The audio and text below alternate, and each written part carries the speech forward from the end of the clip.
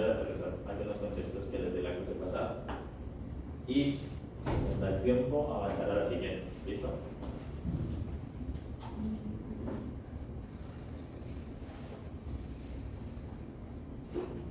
Ok. Nuevamente establecer la ventaja que tienen los robots manipuladores, y es que nosotros podemos conocer o podemos calcular relativamente fácil la posición del manipulador, de las articulaciones del manipulador, simplemente suscribiéndonos o conociendo la información de los sensores, ¿cierto? ¿Por qué? Porque es algo que está, entre comillas, anclado al mundo, es decir, el manipulador no se mueve de su espacio de trabajo, sí se mueve en el espacio de trabajo, más no de su espacio de trabajo. En el caso de los robots móviles, pues eso no sucede, porque el robot está aquí y se puede mover hasta allá y no tengo un referente como tal. Entonces, en este caso, la posición exacta es prácticamente imposible conocerla, pero sí podemos estimarla a partir de la integración de las velocidades. Eso es algo que sí podemos conocer a través de sensores. Haciendo la traducción de eso, nosotros podemos conocer la velocidad a la que se mueve el robot a partir de la velocidad de las ruedas, por ejemplo. ¿Todos de acuerdo con esto? Ok. Entonces, en términos de cinemática de robots móviles, lo que se busca es conocer cómo se mueve o no se mueve el robot en función de la geometría y el comportamiento de cada una de las ruedas. ¿Listo? Y digo cada una de las ruedas haciendo la simplificación a robots de ruedas, pero los robots móviles abarcan todos los escenarios y es simplemente un símil de ruedas a hélices y demás. ¿Listo? ¿Cuál es la hipótesis? Que cada una de las ruedas, que generalmente son los actuadores, permiten o restringen el movimiento. Y pues lo veíamos en la clase pasada, igual voy a volver a repetir ahora. Entonces, para hacer modelos cinemáticos, lo que uno busca es expresar esas restricciones debido a cada una de las ruedas en funciones, perdón, restricciones de movimiento en funciones como tal para el movimiento del robot. ¿Listo? Y todo esto se debe hacer expresado en un marco de referencia. Que si recuerdan, simplemente es a partir de un marco de referencia global. Entonces, ¿qué se debe de asumir? Que existe un único punto de contacto con el suelo, entre la rueda y el suelo, y que existe un plano que es vertical a la rueda, y es el plano de la rueda, en el cual a la dirección del plano es que la rueda se mueve, ¿vale? Esa es, digamos, la condición que tenemos. Debe haber movimiento, rotación en la dirección del plano, y debe haber restricción de deslizamiento en la dirección ortogonal al plano. ¿Listo? ¿Claros con eso? Ok. Entonces, eso en cuanto a las ruedas. En cuanto al robot en general, uno debe asumir que simplemente vamos a hablar del chasis y de las ruedas. No nos interesa cualquier otro grado de libertad que tenga el robot, cualquier otro elemento que aporte grados de libertad diferentes a el chasis y las ruedas, entendiendo el chasis como un cuerpo que tiene, puede ser todos los sensores y demás, pero solo nos interesa un sólido como tal, un cuerpo rígido. ¿Listo? Claro, hasta ahí sin ningún problema, ¿cierto? Otra mención que hay que tener en cuenta es que, visto desde un plano horizontal, el espacio de trabajo, más bien, el espacio de articulaciones de nuestro, no de articulaciones, de configuraciones del robot es tridimensional. Siendo estas tres dimensiones, la posición en X, la posición en Y y la posición angular, que sería con respecto a Z. ¿Estamos claros? Listo. Entonces, en un marco de referencia global, nosotros tendríamos la posición X, en Y y en Z. Para un marco de referencia local, el del robot como tal, simplemente tendríamos ese marco de referencia global multiplicado por una matriz de rotación y nos daría el marco local. Aquí un ejemplo en el que tenemos una rotación de epimedios en donde el marco local está orientado 90 grados con respecto al global. ¿Listo? Y lo que les mencionaba, como es prácticamente imposible tener la posición instantánea de un robot, lo que se hace es una integración de las velocidades. Entonces, por eso hablamos de velocidad. Por eso está como cita punto. ¿Listo? Entonces, para el caso de un robot diferencial, que no es otra cosa más que un robot con dos ruedas de radio R, se tiene un punto que se encuentra en todo el centro de las dos ruedas. ¿Listo? Entonces, tendríamos el chasis, las dos ruedas y un punto P que se encuentra en toda la mitad. La posición y orientación de la rueda se suele dar en coordenadas polares, en donde nosotros tendríamos la longitud L y el ángulo alfa. ¿Vale? Adicional a esto, nosotros podemos conocer el radio de las ruedas, la orientación del robot, del chasis, perdón, y las velocidades de cada una de las ruedas, que sería pi punto 1 y pi punto 2. ¿Claro? Sí. Ten en cuenta que esa velocidad es angular. ¿Sí? Entonces, para llegar a esa posición que está allí, básicamente nosotros tenemos que el robot se va a mover en una dirección a una velocidad v, ¿cierto? La velocidad lineal. Esa velocidad en la dirección en que se mueva va a ser finalmente la suma de la velocidad 1 a la velocidad 2, siendo la velocidad 1, perdón, el aporte de media velocidad 1 y media velocidad 2, que sería el aporte de esta rueda y esta rueda. ¿Sí? Estas dos velocidades, como son velocidades lineales, finalmente es R por phi. ¿De acuerdo? Bueno, no, por phi punto, esto es la velocidad. ¿Sí queda claro por qué se repite? La velocidad lineal es igual a R por la angular, el radio por la angular. Entonces esto sería R phi 1 punto medios y R phi 2 punto medios, que sería esa ecuación que tenemos allí. Y por ende, como el robot se va a mover en dirección X asumiéndolo, esta es la velocidad en X. En Y no se movería porque tenemos restricción de deslizamiento, sería 0, y la tercera es la velocidad angular. Y en ese caso es simplemente, si aquí vamos a una velocidad V1 y este punto está quieto, es decir, esta rueda está quieta, la velocidad angular que tendríamos se describiría con esta radio, que sería 2L. Entonces la velocidad angular pues simplemente es el inverso de esto, es decir, si V es igual a R phi, phi es igual a V sobre R, ¿cierto?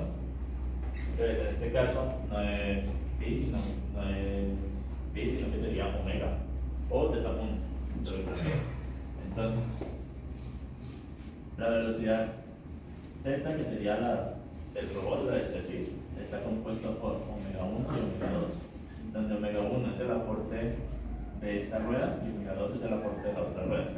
Si vamos en la misma dirección, esto sería R phi punto 1, que es la velocidad lineal de la rueda, sobre 2L, que sería el pivote, que sería de aquí hasta aquí. Omega 2 es la misma, que es R y 2.2L, pero porque va negativo, entonces porque se pone como menos. Y es porque si esta velocidad, si esta rueda va hacia allá y esta rueda también va hacia acá, esta le aporta al movimiento angular, pero esta de aquí el resto. ¿De acuerdo? No hay dirección opuesta. ¿Ya lo gustaría? Y esas son básicamente las ecuaciones que definen el movimiento en el espacio el movimiento en el espacio o la velocidad en el espacio de un robot diferencial. Entonces, diferentes velocidades me van a permitir avanzar en línea recta o rodar. O avanzar rotando, por supuesto. ¿Listo?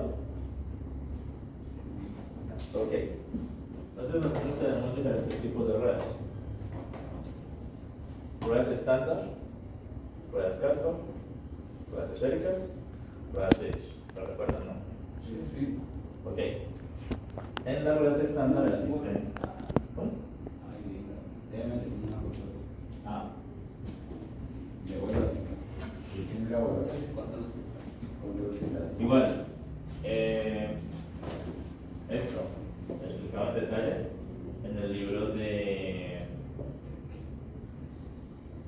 Seward. Ruta para los robots móviles, pero cuadrúpedos. Cuadrúpedos, ok.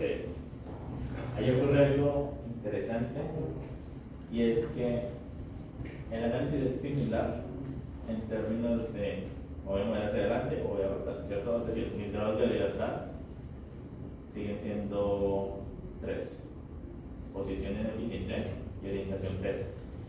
Pero ocurre una particularidad y es que ya no se da en términos de las velocidades de las ruedas, por supuesto, sino que se da en términos de la posición que tengan las articulaciones. Entonces, lo que uno tiene que hacer es un mix, es una combinación entre cinemática de manipuladores y cinemática móvil. Entonces, finalmente yo puedo tener, a partir de la posición de las articulaciones, la posición relativa de la base y de esa forma el aporte que haría en movimiento para el robot como tal. Entonces, también hace un juego entre. Es un poco más complejo, pero es posible. Libros, si no estoy mal, el de Seward también trata robots de extremidades, efectivamente, pero no estoy 100% seguro. Tendría que consultar. Ok. Entonces, ruedas estándar, hay un par de clasificaciones. Rueda estándar fija y la steering, que vendría siendo orientable, dirigida, como quieran traducirse de inglés a español. Es básicamente la rueda que simplemente se mueve hacia adelante o la que se mueve y la puedo girar. ¿Listo? Vamos a ver el primer caso, que es la rueda estándar fija. Entonces nosotros tenemos una posición angular y un radio de la rueda. Al cambiar la posición, realmente sería una velocidad angular. Con el radio tendríamos una velocidad tangencial. ¿Claro? Entonces, esto de aquí es la representación de la rueda, en este caso una rueda a una distancia L y un ángulo alto. Y simplemente la posición que tiene la rueda en el chasis, escrito en coordenadas polares. ¿Listo? Este ángulo beta es el ángulo que tiene el plano de la rueda con respecto al chasis. Para el caso de las ruedas fijas, ese ángulo es fijo. Las ruedas dirigidas pues cambian en función del tiempo. ¿Listo? Ok. Teniendo en cuenta esto, nosotros podemos establecer estas restricciones que están aquí. ¿Qué nos interesa? Si ustedes recuerdan, las dos suposiciones son permitir el movimiento en la dirección del plano, restringir el movimiento en la dirección ortogonal al plano, es decir, que no haya deslizamientos. Entonces, en el caso de la rueda estándar fija, nosotros podemos establecer que para que haya deslizamiento, es decir, la suma de componentes de velocidad en X, Y, Theta va a ser igual finalmente a una velocidad lineal de la rueda. Es lo que nos interesa. ¿Estamos de acuerdo? Y en el caso de deslizamiento nos interesa que sea igual a cero, que no haya como tal velocidad o movimiento. Entonces, ¿cómo determinar ese seno, ese coseno como tal? Es relativamente sencillo y tiene que ver con la dirección del plano. Eso es lo que nos interesa, es decir, permitir movimiento en esta dirección o restringirlo en esta dirección. Entonces, si este es el plano de la rueda y yo lo ubico en esta dirección de aquí, para que quede más claro verlo, ¿cuál consideran ustedes sería la componente de velocidad en X?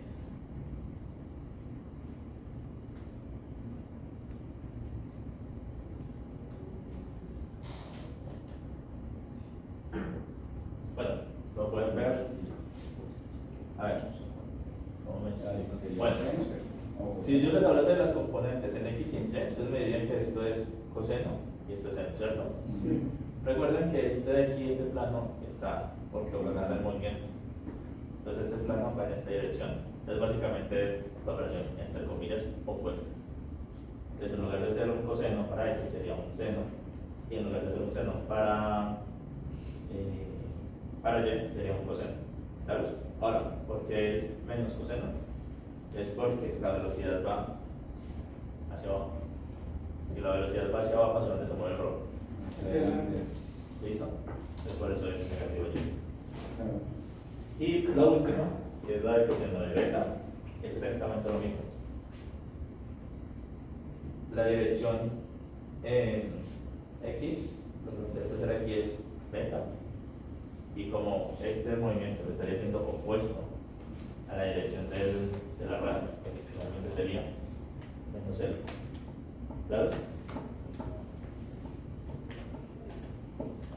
Y pues aquí es con seno, pero es L positivo, porque va en la dirección del plano. ¿Hasta ahí? Ningún problema. Espero. Entonces, ahí muere esta diapositiva.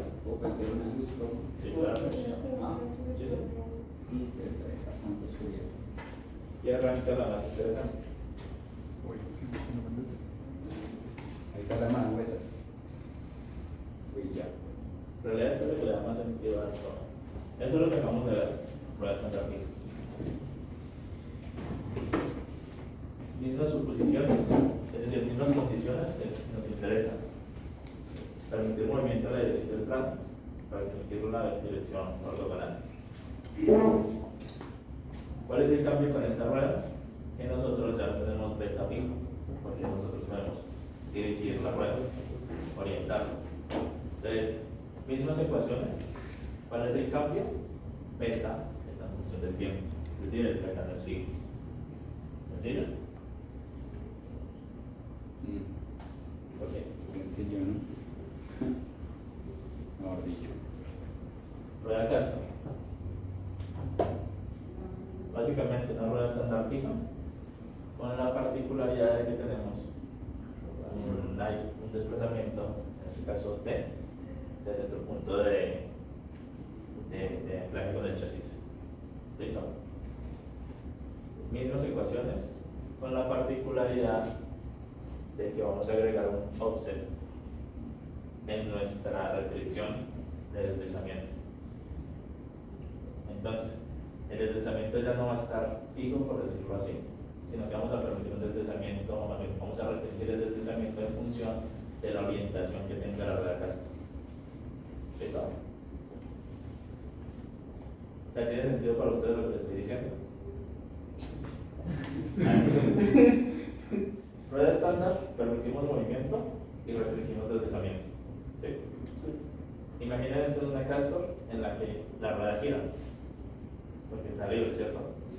Entonces, en el plano de la rueda sigue habiendo movimiento y hay una restricción en el plano ortogonal, pero como es el plano, realmente no se queda quieto, sino que varía en la función de la distancia que tenga, de la distancia del ángulo beta. Entonces, sigue habiendo la restricción de deslizamiento, pero no es fija en una dirección, sino que varía dependiendo de la posición de la rueda Castro. ¿Listo? Para una cosa, ¿es que la rueda de Castor se mueve libremente o el movimiento que hace es controlado? El de dirección es libre. El que uno controla es el de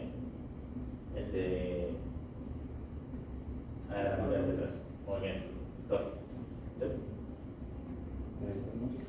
Ok. Aquí ejemplos de ruedas Castor, la silla clásica. Luego entonces aparece la rueda Swedish, una rueda bastante interesante y compleja. No voy a ahondar en ello porque ustedes ya la vieron. Simplemente adicional al ángulo que teníamos alfa y beta aparece una nueva variable, que en este caso es ρ, y lo que permite allí es que no vamos a tener una restricción de deslizamiento, sino que vamos a garantizar un movimiento en la dirección de ese plano ortogonal. Es decir, esta rueda se puede mover hacia adelante y hacia atrás, y también se puede mover hacia los lados. Entonces, por ende, bueno, esta se ha modificado, por supuesto, por ese ángulo, pero a lo que quiero que hagan poco es a eso. Y ya tenemos una velocidad permitida como tal. Es decir, ya no lo igualamos a cero, sino que lo igualamos a una velocidad. ¿Listo? Entonces tenemos movimiento tanto hacia adelante, hacia atrás, como hacia los lados. Por último, la rueda esférica.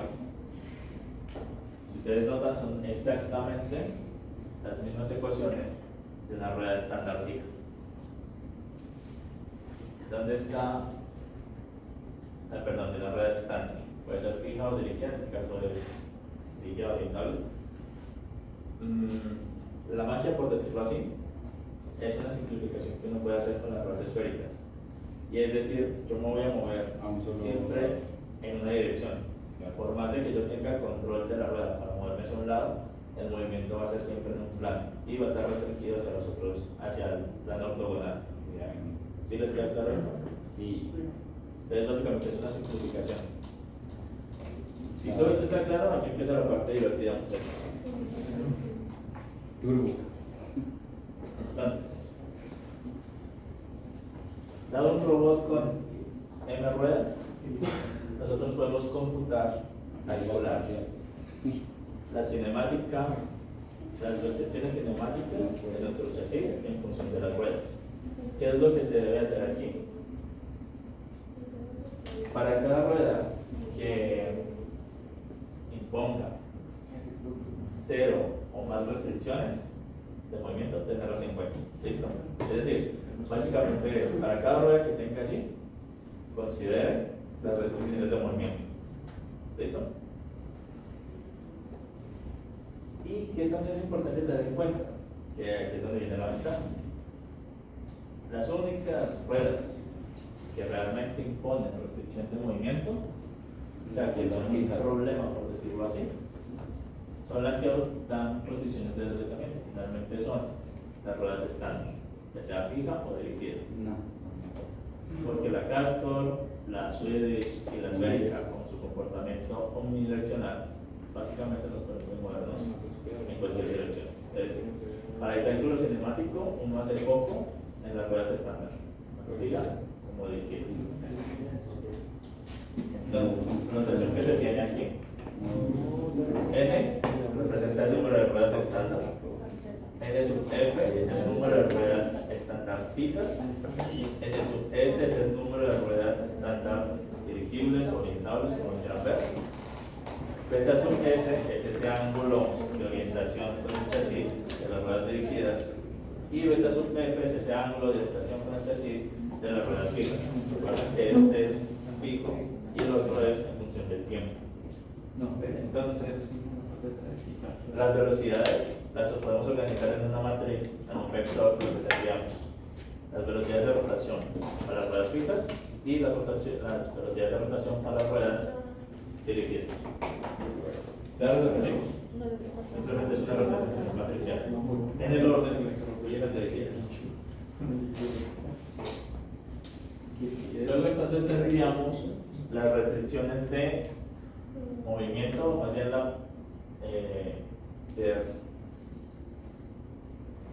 en español rolling es rotar, pero rodar, bueno, de rodadura podría ser.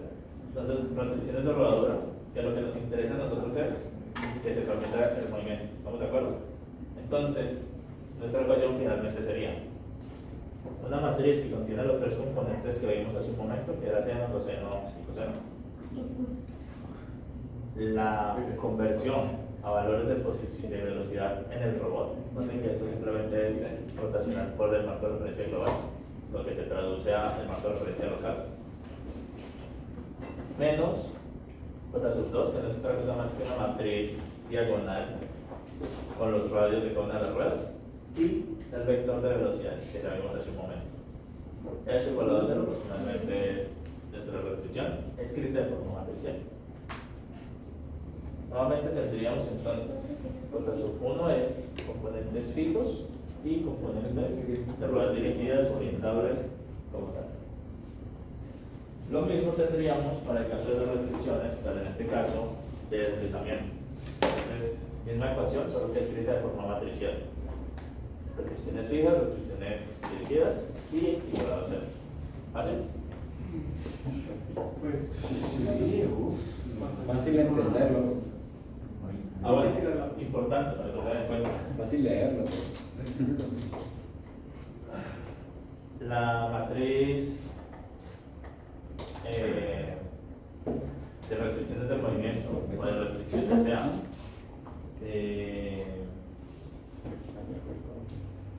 de rodadura o de deslizamiento es una matriz de n por 3, donde ese n puede ser n sub f o n sub s, listo, dependiendo de si son las directivas o las fijas. Ok, entonces aquí un ejemplo. Está muy tarde para cambiar. Como diferencial, que vimos hace un momento que llegamos a estas ecuaciones de ahorita, donde simplemente era la suma de velocidades para la lineal y la suma de velocidades angulares para la angular. Entonces, voy a escribir la matriz resultante de ahorita, para que tengan en cuenta. No tenemos un ejemplo así ya simulado. Les voy a tocar simular. Bien chévere. Sería muy conveniente tenerlo. Bueno, chao.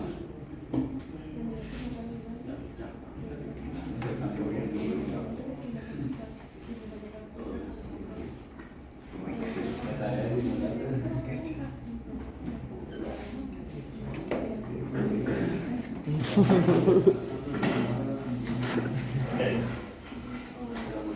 Entonces, un problema diferencial que se presume avance en la dirección x sub r, es decir, el movimiento va a ser en x sub r. Entonces, para la rueda derecha y para la rueda izquierda, el valor de alfa sería menos pi medio y pi menos. ¿De acuerdo? Es decir, la rueda izquierda se encuentra a menos pi medios y la rueda derecha se encuentra a pi medios. Sí. Y los valores de de beta serían pi y 0.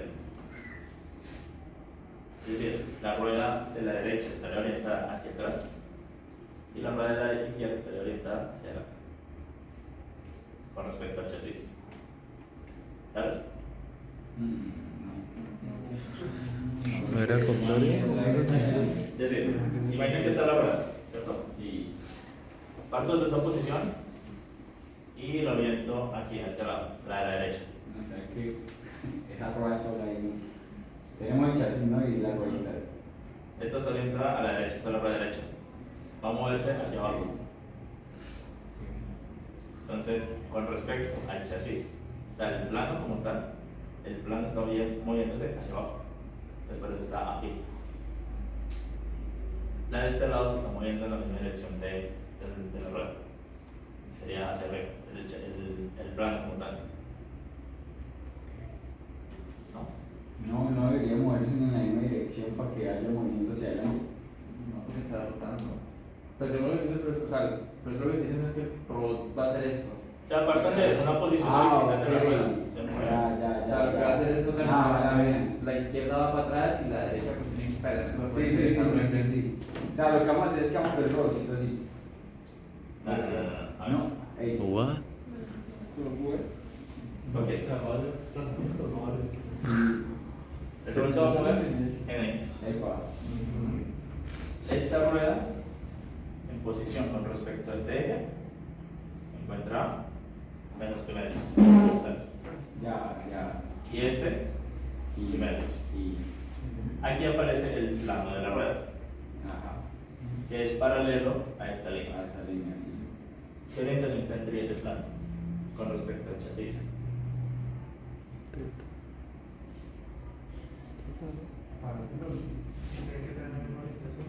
Pero es para verlo con la orientación. Sí, porque. Bueno, está bien. Si lo quieren ver como cero, el uno estaría en cero y el otro estaría en pi, o en menos pi. O sea, no pueden necesitar la misma dirección. Entonces puede ser de derecha o de izquierda, como quieran. El resultado es exactamente el mismo. Pero es decir, un plano va a estar orientado a la misma dirección del chasis y el otro plano va a estar opuesto. Pero ¿y eso por qué? Solo porque así debería ir. No. Estamos de acuerdo en que este movimiento de aquí es menos pi, este es pi. Sí. Entonces es un movimiento opuesto. Entonces Ok, una ya. rueda se está orientando así y la otra rueda se está Ya, orientando así. ya. ¿No? Sí. Entonces, si para acá es 0, esto sería 0 y esto sería pi. Sí, ya entendí. ¿Listo? Sí. Entonces, vamos a escribirlo aquí. Alfa 1 igual a Siempre está mala. Me escribiste, grosero, terminado. Código estudiantil. Ok, como ya estamos pasados del tiempo, ¿hace falta que hagamos la operación? ¿O Uy, ¿cómo así que hay? seguro? Listo. Oh, sí, veo. Ok, esto nos va a tomar otros 10 minutitos, ¿vale? Para que ya quieran irse a montar, a 10 minutitos. Entonces, teta 1, es decir, alfa 1, el alfa para la rueda de la derecha, menos pi medios, el otro es pi medios. Beta igual pi y 0. Aunque realmente eso va a dar igual, o sea, 0 pi y 0. Entonces, aplicando esto de aquí, que son nuestras restricciones, realmente sería reemplazar. ¿Vale? Sí, claro. Entonces sería seno de pi medios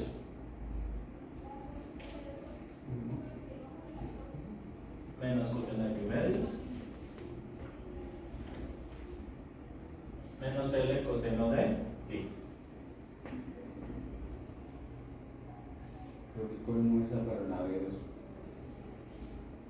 ¿Para cuál, perdón? Porque esa primera ecuación con B con las. Hay que hacerlo para las dos. Recuerden que lo que estamos haciendo es escribir esto aquí, que son restricciones de rodadura y restricciones de deslizamiento. Esas dos ecuaciones van a 4 veces. Esto es rodadura, esto es deslizamiento, exactamente. Ya, ok. Entonces,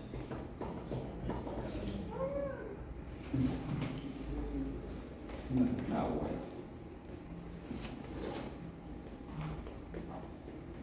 Usted le pusieron rueditas a su robot. ¿Ruedita? Al proyecto, Ya sí. no le he hecho quitar la desde ya. Bueno.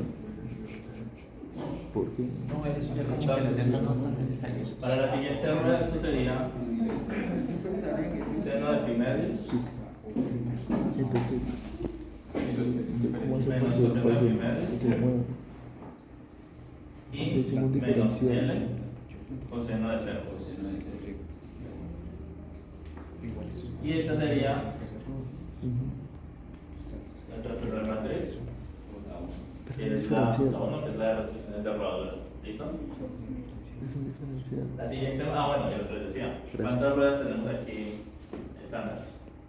2, entonces 2 por 3. La siguiente entonces sería coseno de pi medios. Sí. Aquí sería también coseno de pi medios.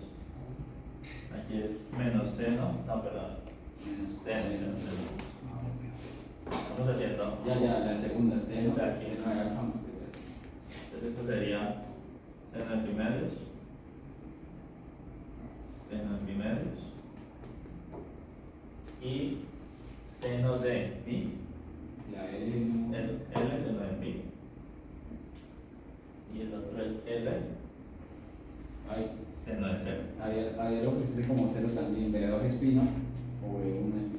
Acá arriba. Ah, sí, tienes razón. Esto es pi. Se me pierde. Ok.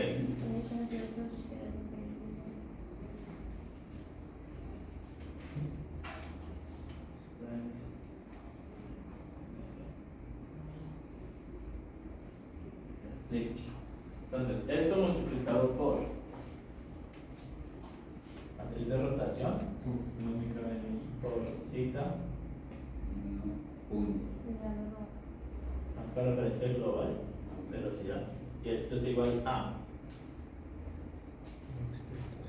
la matriz de diagonal de rotación de los radios, perdón, que sería R1 para rueda 1, 0, 0, R2, rueda 2. Esto multiplicado por el vector de velocidades, que sería zeta 1 y zeta 2. ¿Listo? Y aquí sería 0, Marcarse en 0. almacenamiento. Mira lo que me queda. ¿Listo?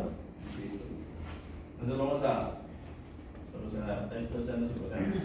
Ahora, No, ya sobre eso. Todavía no. 1. O sea, no. Esto es 1. Para hacerlo de una vez, esto es 1. Esto es 0. Esto es 0. Coseno de pi. Menos 1. Entonces por menos L.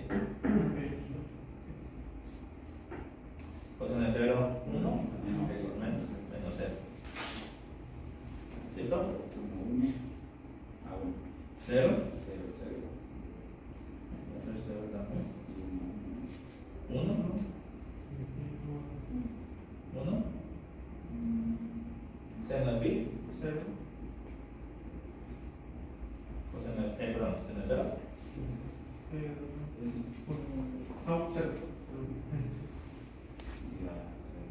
Entonces, cuando ustedes hagan este tipo de matrices, y aquí es donde viene la ventaja y hacerlo de esta forma, a partir de las restricciones. O sea, esto no lo da, digamos, como la gran maravilla porque son solo 2 ruedas. Entonces son 3, 4, 5, 10 ruedas. Aparece esto. Si en esta matriz de aquí hay 2 filas que son exactamente iguales, me quedo con una única fila. Entonces, esta fila de aquí desaparece. Y aquí entonces se me desaparece un 0. Esto finalmente queda por columna.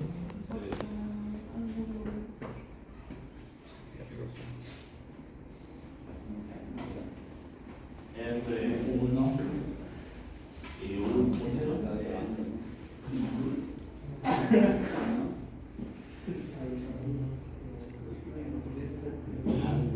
R2 y 2 puntos. ¿Listo?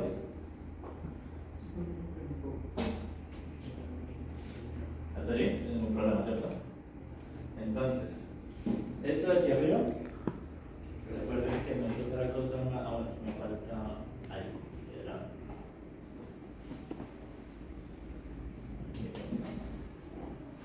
estas velocidades que estamos viendo aquí son las velocidades del marco de referencia global. ¿Sí? Que se reporta en X, se reporta en teta y se vende globales. Entonces, tenemos que despejar este zeta sub i. ¿Listo? Entonces, no es otra cosa más que multiplicar ambos lados por la inversa de estas dos. Entonces nos va a quedar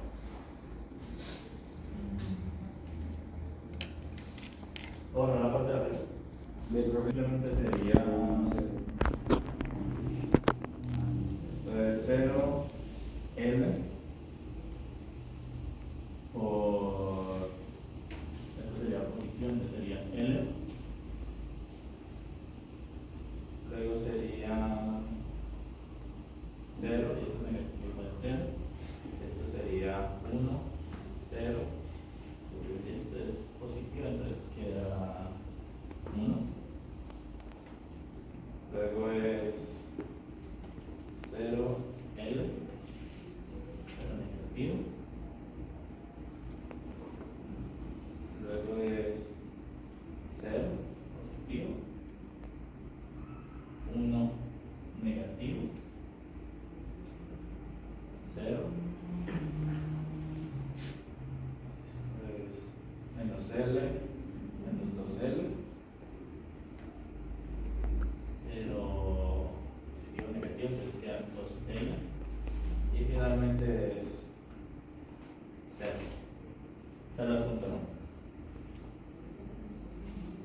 respuesta a esta, entonces quedaría L menos L 0. 0, 0, 2L. 1 menos 0. Y todo esto sobre el determinante de la matriz. Sería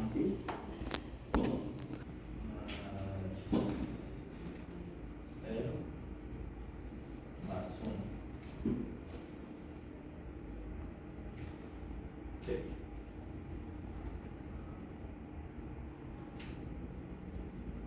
Ah, no, mentiras. Como error, esto sería L. Ahora sí. Ahora es 1. Esto sería realmente un 2L aquí. Y la que nos interesa, que es la inversa. Vamos a escribirlo con mayor. 1 sobre 2 menos 1 sobre 2. 0, 0, 0, 1. 1 sobre 2L menos 1 sobre 2L, 0. Multiplicado por esta R y aquí, multiplicado por esta acá. Esto sería, bueno, vamos a poner esta multiplicación aquí adelante.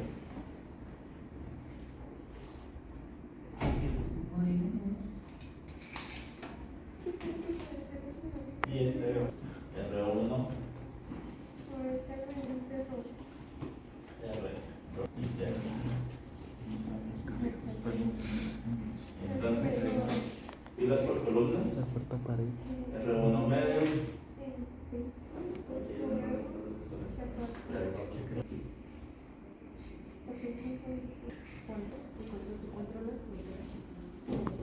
Aquí quedó menos. R2 y 2 medios. Aquí queda 0 y aquí queda R1 y 1 sobre 2L menos R2 y 2 sobre 2L. ¿Qué es? La descripción que dimos al inicio, haciendo uso de cinemática, simplemente como el aporte de velocidades, ¿recuerdan?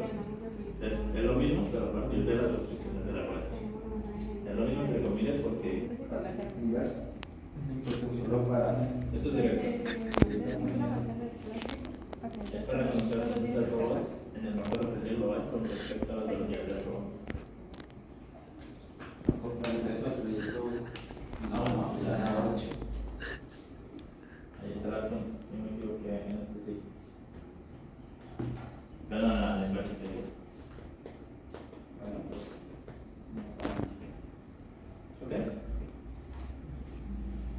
¿Listo, muchachos? Eso era todo por el día.